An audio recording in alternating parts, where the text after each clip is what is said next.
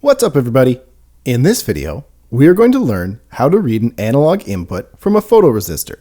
A photoresistor reacts to light. It can be used to detect the presence or absence of light and change the way a circuit behaves.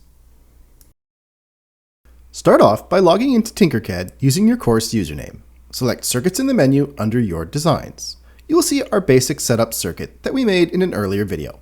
Hover over the circuit and click on the gear in the top right-hand corner. Select Duplicate. Click the name of our circuit in the top left corner and change the name to photocell-analog input. Select a photoresistor from the components and add it to the breadboard.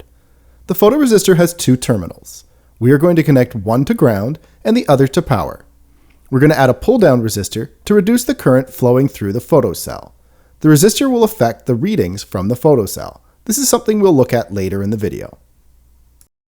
Click on a resistor and place it on the breadboard connecting terminal 1 on the photocell to ground. Change the resistance to 10 kiloohms.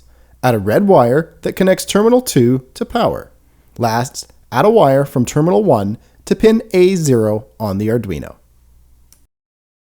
Next, we will add code. Click on the Code tab and ensure the text drop-down is selected. Fill out the information in the header of our code. Update the program name and description. The program name is photocell-analog input, and the description is a sketch where we will read the value of a photocell. Declare the variables. Create two variables, one for the pin and the other for the input value. Type int photopin equals A0 semicolon to define the pin for the photocell. Type int photovalue equals 0 semicolon to hold the value of the photocell input. In the setup function, tell the Arduino that the photocell will be an input.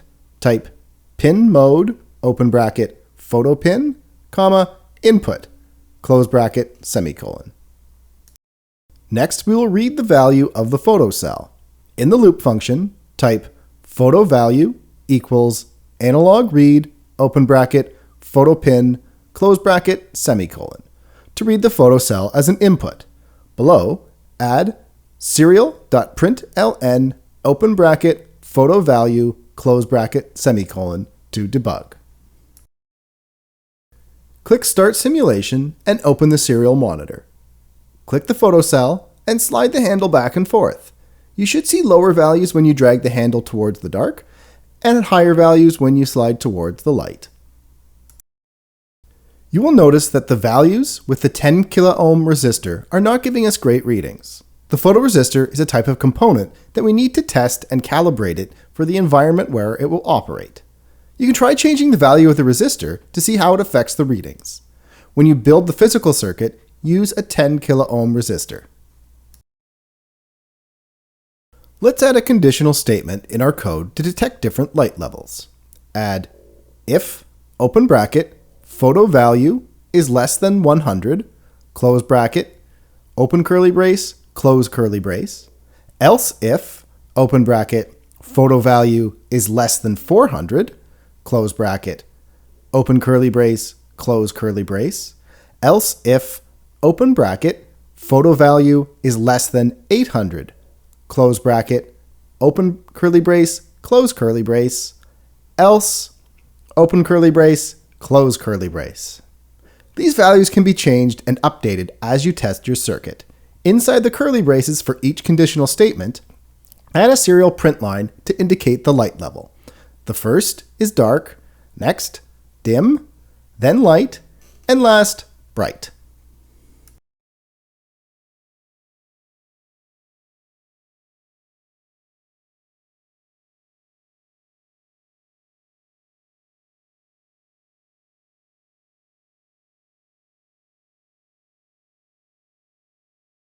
Let's have a look at our conditional statements we just wrote. We've included something new, an else if. We can use as many else if statements in between our first if and last else statement. An else if is used in situations where we want to have multiple options to examine in our code. Our light levels are an example. Each time the loop executes through the conditional statements, we compare the photo value to a fixed value, and we print a different message based on the input. Another important consideration when writing if, else statements. When you write these, the code will execute line by line and will execute the first conditional statement that is true.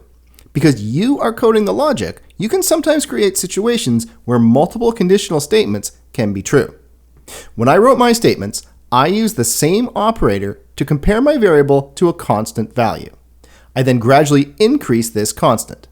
If I were to compare any of the possible values I get between 0 and 1023, an analog input, there is only one true condition for each. Click Start Simulation and open the serial monitor. Click the photocell and slide the handle back and forth. You should see the value from the photocell and an indication of the light level. When you build the circuit, try exposing the photocell to different light conditions.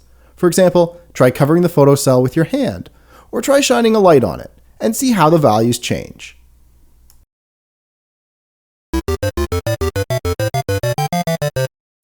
Up to this point, the components from our kit have been plug and play. By that I mean, they work with supplied code, and we don't have to do any testing. The photocell requires you to test the components in the environment you will be using it. You can start with the supplied values, however, it requires you to work, test, and iterate to find the best values for your project.